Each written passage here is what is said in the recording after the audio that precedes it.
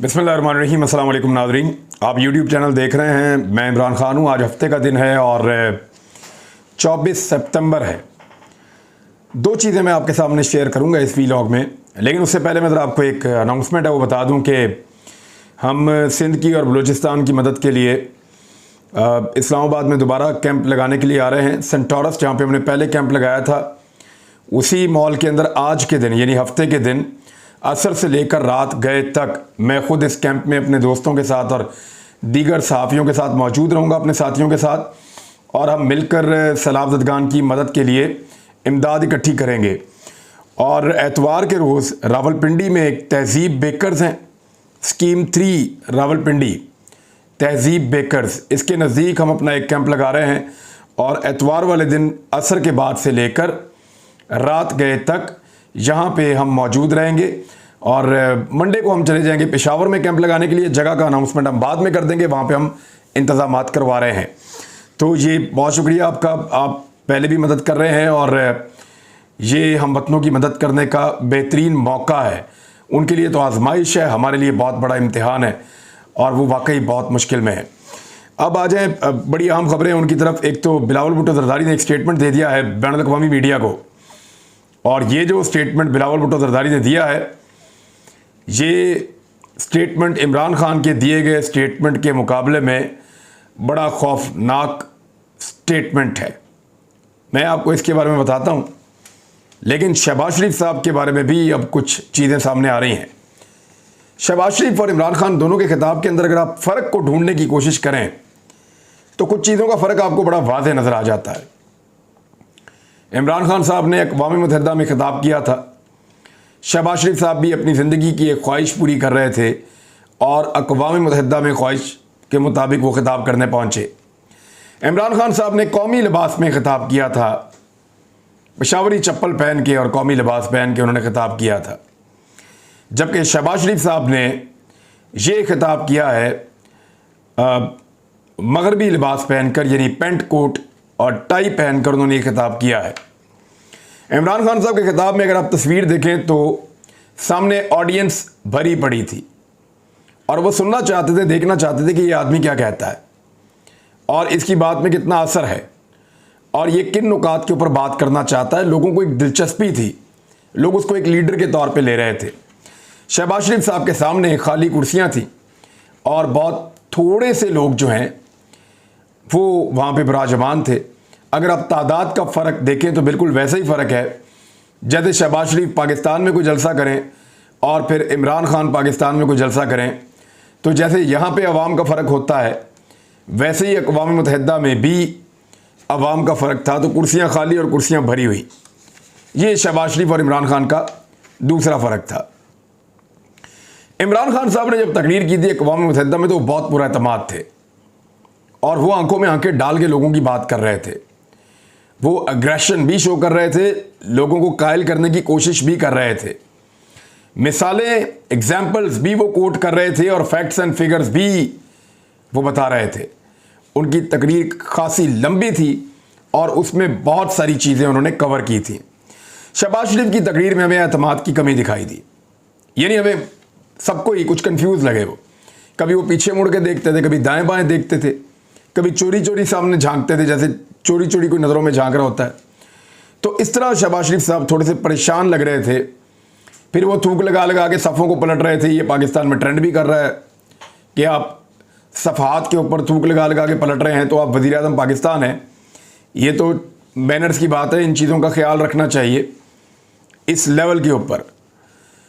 फिर इमरान ख़ान साहब ने जो भारत ने 5 अगस्त पे इक़दाम उठाए थे उनके ऊपर बड़ी शद और मद के साथ बात की थी। कश्मीर पे ज़रूर बात की शहबाज शरीफ साहब ने, लेकिन जो 5 अगस्त में भारत ने इक़दाम उठा के कश्मीरियों की एक अलग हैसियत ख़त्म कर दी थी, उस पर एहतजाज इमरान ख़ान साहब कर रहे थे, उस पर एहतजाज शहबाज शरीफ साहब ने नहीं किया है। एक फ़र्क ये है। फिर आपको याद है इमरान ख़ान साहब के दौर में सब कहते थे कि इमरान ख़ान ने 15 मार्च को अक़वाम मुत्तहिदा जो एक दिन मनाता है इस्लामोफोबिया के ख़िलाफ़, हम सब आपको रिपोर्ट करते थे ये पाकिस्तान की वजह से है और पाकिस्तान में ये इमरान ख़ान की वजह से है, क्योंकि इमरान ख़ान ने आलमी मीडिया के सामने, पूरी दुनिया के सामने इस मामले को उठाया था कि इस्लामोफोबिया जो है उसका तदारुक किया जाए, मुसलमानों से नफरत को ख़त्म किया जाए। तो इमरान खान साहब इस पे काम कर रहे थे और 15 मार्च को जब इसका दिन मनाया गया तो उसको इमरान खान साहब से मंसूब किया गया था। लेकिन तब PMLN कहती थी पाकिस्तान का इसमें रोल ही कोई नहीं है, तो इमरान खान का किधर से आ गया। तो आज इम्पोर्टेड वज़ीर आज़म ने इसका क्रेडिट लेने के लिए उसी फोरम पर खड़े होकर यह कहा कि यह पाकिस्तान की एक बहुत बड़ी कामयाबी है कि 15 मार्च को इस्लामोफोबिया के खिलाफ आलमी दिन मनाया जाता है। यानी इसका मतलब यह है कि उन्होंने तस्लीम किया कि यह पाकिस्तान की एक कामयाबी है। और पाकिस्तान को यह कामयाबी कब मिली? यह कामयाबी पाकिस्तान को तब मिली जब इमरान खान पाकिस्तान के वज़ीर आज़म थे। अब यह बात कोई अल्लामा साद रिजवी साहब को भी समझाए कि इस्लामोफोबिया के खिलाफ जो आलमी दिन मनाया जाता है 15 मार्च को, उसके पीछे कोई और सियासी जमात नहीं थी, उसके पीछे इमरान खान साहब थे। लेकिन वो अपना हर सियासी मजहबी नौइयत का जो एहतजाज है उसको बचा कर रखते हैं उन लोगों के खिलाफ जिनके खिलाफ पाकिस्तान की इस्टेब्लिशमेंट हो जाती है। मैंने ये गौर किया है कि अभी भी वो एहतजाज में बहुत लेट हुए हैं, कई दिन गुजर गए। ये ट्रांसजेंडर का जो एक वो बिल आया हुआ है, उसके ऊपर जो कानून बना हुआ है, इसकी तफसीलात में किसी वक्त जाएंगे, वक्त ही नहीं मिल रहा। सैलाब के मामलात में और सियासी मामलात इतने उलझे हुए हैं, इसके ऊपर करेंगे काम।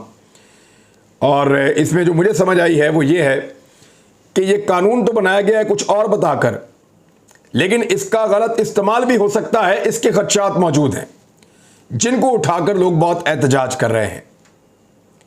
ये मौक़िफ़ है, तो इसके ऊपर हम बात करेंगे तसल्ली के साथ।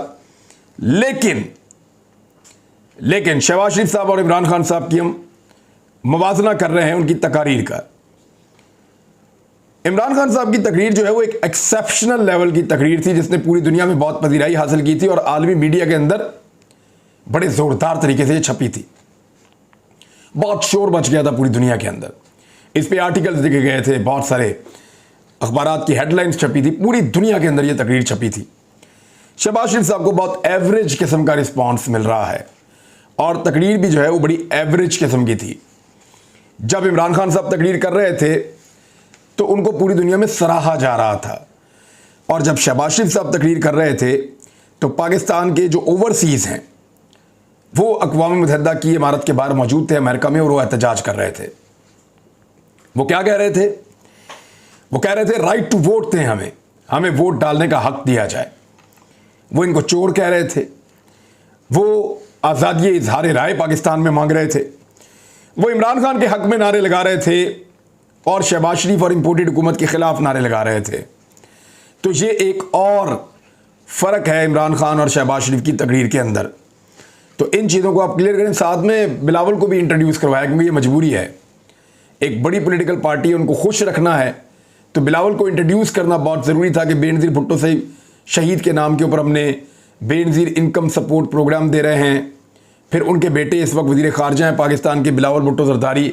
तो ये बताना बहुत ज़रूरी था और इस तरीके से इंट्रोड्यूस करवा रहे थे शहबाज शरीफ साहब की। ये PMLN के लिए एक शर्मिंदगी रहेगी। अब आ जाए इस बात के ऊपर कि बिलावल भुट्टो ज़रदारी वाली क्या खबर है। बिलावल भुट्टो ज़रदारी ने एक स्टेटमेंट दिया है, और वो स्टेटमेंट दिया है बिलावल ने अमेरिका के अंदर मीडिया को, और सवाल उनसे पूछा गया आर्मी चीफ की तैनाती के हवाले से, जो तनाज़ा पाकिस्तान में नॉर्मली डिस्कस हो रहा है। उसमें बिलावल भुट्टो ज़रदारी ने जो जवाब दिया, वो जवाब पहले आप सुन लें। उन्होंने जवाब अंग्रेज़ी में दिया, मैं उसका ट्रांसलेशन आपको सुना देता हूँ ताकि आपको आसानी रहे। उन्होंने कहा आर्मी चीफ की तैनाती में कोई ताख़ीर नहीं हो रही। इमरान खान चाहता है कि फ़ौज में जितनी तकर्रियाँ हैं, चाहे वो आर्मी चीफ हों या DG ISI हों, उनमें कहीं ना कहीं उनकी सियासी मुदाखलत हो। ऐसा नहीं होगा, किसी को भी चुना जा सकता है। ये हमारी जमहूरियत के लिए एक ख़तरा होगा कि अगर ये से मुराद है पाकिस्तान की फ़ौज या वो जर्नैल जो इन ओहदों के लिए उम्मीदवार हैं, ख़ास तौर पे आर्मी चीफ के ओहदे के लिए जो उम्मीदवार हैं, उस हवाले से ये बात जा रही है कि अगर ये पाकिस्तान की खिदमत और हमारी मुसल्लह अफवाज की या पाकिस्तान की सर्विस या हमारी मुसल्लह अफवाज की कमांड के बजाय खुद को पाकिस्तान की सियासी जमात के विंग के तौर पर पेश करें। यानी आप गौर करें कि वो कह रहे हैं पाकिस्तान के जर्नैलों को कि ये फ़ौज की कमांड के बजाय और पाकिस्तान की खिदमत के बजाय खुद को पाकिस्तान तहरीक इंसाफ के विंग के तौर पे पेश करें, तो ये जमहूरियत के लिए ख़तरा होगा। अब ज़रा गौर करें बिलावल ने क्या कहा और इमरान खान ने क्या कहा। इमरान खान ने कहा था कि अगर कोई हुब्बुल वतन जर्नैल आ गया तो, यानी 5 जर्नैलों में से एक ने आना है। इमरान खान ने किसी एक को कहा कि वो हुब्बुल वतन होगा, अगर वो आ गया तो ये 2 नंबरियां नहीं कर सकेंगे, ये कहा था। तो इमरान खान ने बाकी जो 4 हैं उनको बुरा नहीं कहा किसी को भी, या उनको ये नहीं कहा कि उनमें से कोई हुब्बुल वतन नहीं है, खुदा ना खास्ता। इमरान खान ने किसी एक की तारीफ की ज़्यादा, यानी आप ये कहें इन 5 में से ये चौथा वाला बहुत अच्छा है। मैं वैसे एक मिसाल दे रहा हूँ, ये 5 उंगलियों में से चौथी वाली बहुत अच्छी है, तो ये तो नहीं कह रहे कि बाकी 4 बुरी हैं, बाकी 4 भी अच्छी हो सकती हैं। तो इमरान खान साहब ने कहा कि ये जो कोई हुब्बुल वतन जर्नैल आ जाता उन 5 में से, तो बाकी भी हुब्बुल वतन ही है ज़रा, लेकिन ये नहीं कह रहे कि बाकियों के अंदर कोई खराबी है। वो ये कह रहे हैं कि हुब्बुल वतन जर्नैल आ जाता, बाकियों में खराबी आइडेंटिफाई नहीं की इमरान खान ने, एक को अच्छा कहा, बाकियों को बुरा नहीं कहा। अब बिलावल ने क्या किया, बिलावल ने इल्ज़ाम लगाया कि वो अपने आप को एक सियासी जमात के विंग के तौर पे पेश करें, तो ये जमहूरियत के लिए ख़तरा होगा। अब उन 5 के अंदर से जहां इमरान खान साहब अपॉइंटमेंट करना चाह रहे थे, करनी उन्होंने भी उन्हीं 5 में से थी, तो उन 5 के अंदर से बिलावल को लगता है कि कुछ ऐसे हैं जो अपने आप को एक सियासी जमात के विंग के तौर पे पेश करते हैं। तो बिलावल ने किसी एक को तो बुरा कहा है। थोड़ा अर्सा पहले एक जर्नैल के बारे में आसिफ अली जरदारी ने कहा था कि खुड्डे लाइन लग गए हैं, वो भी जुमला आपको याद है। मरियम और नवाज शरीफ ने भी बहुत कुछ कहा था। तो बात यह है कि बिलावल का यह जुमला क्या किसी को बुरा लगा, या क्या DGISPR ने जैसे फरमाया था कि फौज में गुस्सा है इमरान खान के स्टेटमेंट के हवाले से, तो बिलावल टॉप पाकिस्तान के जो जर्नल्स हैं उनमें से कुछ को ये क्लेम कर रहे हैं कि वो पाकिस्तान तहरीक इंसाफ के विंग के तौर पे अपने आप को पेश करते हैं। ये बहुत बड़ा एलिगेशन है और आलमी मीडिया के सामने है। तो क्या DGISPR इसके ऊपर एक मजम्मती बयान जारी करेंगे? एक अहम सवाल है। क्या फौज में इस बारे में भी गम गुस्सा है? एक अहम सवाल है, इसका जवाब ज़रूर आना चाहिए। उसूलन बात है, इसका जवाब आ जाना चाहिए। खबरें नाज़रीन और भी बहुत हैं, लेकिन एक बदतरीन खबर यह है कि एक बुज़ुर्ग शख्स ने सिंध में बिलावल भुट्टो जरदारी और जरदारी की हुकूमत को चैलेंज किया था, और उसने कहा था कि इन्होंने जुल्म की इंतहा कर दी है और उनको बेनकाब किया था।